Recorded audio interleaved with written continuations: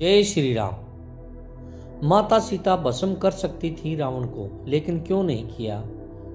आइए जानते हैं इस चमत्कार के बारे में। माता सीता को साक्षात लक्ष्मी माना जाता है।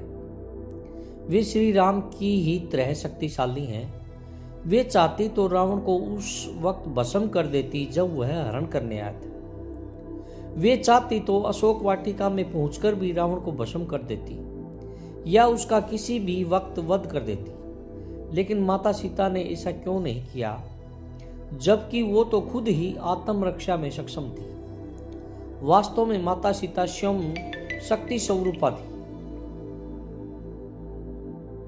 मान्यता के अनुसार जब सीता ससुराल आई तो उन्होंने सबसे पहले ऋषि मुनियों और परिवारजनों के लिए खीर बनाई और दशरथ सहित सभी को परोसी।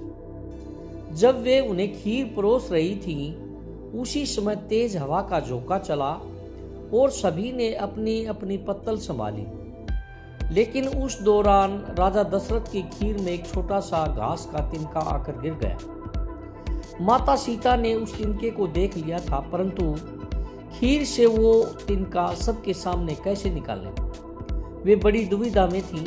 तभी उन्होंने तिनके को दूर से घूरा और माँ सीता की दृष्टि से ही वो तिनका पुनः उड़ा और हवा में ही राख बन गया। सीता जी को लगा कि उनका ये चमत्कार किसी ने नहीं देखा, लेकिन राजा दशरथ ने ये सब देख लिया था और वो समझ गए थे कि यह कोई साधारण स्त्री नहीं बल्कि जगत जननी है।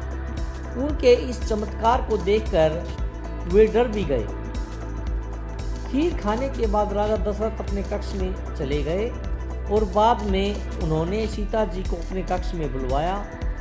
वहां उन्होंने माता सीता से कहा कि आपका यह चमत्कार मैंने देख लिया है और अब मैं समझ गया हूं कि आप कौन हैं। इसलिए आज आप मुझे एक वचन दीजिए कि जिस दृष्टि से आपने उस तिनके को देखा, उससे कभी किसी को नहीं देखेंगी। इस बात को सुनकर माता सीता ने दशरथ जी को वचन दिया कि मैं कभी किसी को इस दृष्टि से नहीं देखूंगी। जब रावण ने उनका हरण किया तो वे स्वयं ही उसे भस्म कर सकती थी, परंतु वो राजा दशरथ को दिए वचन से बंधी हुई थी। इसलिए जब रावण उनके करीब आने का प्रयास करता था या उन्हें धमकाता था तो वो उसे कुछ नहीं कहती, बस हाथ में तिनका उठाकर घूरने लगती थी और उसके प्रति अपने क्रोध को नियंत्रित कर देती थी। जय श्री राम।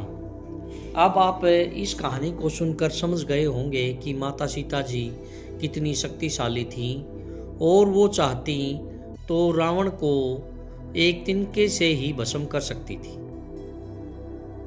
अगर आपको ये वीडियो अच्छी लगी हो तो प्लीज़ लाइक, सब्सक्राइब एवं कमेंट जरूर करिएगा।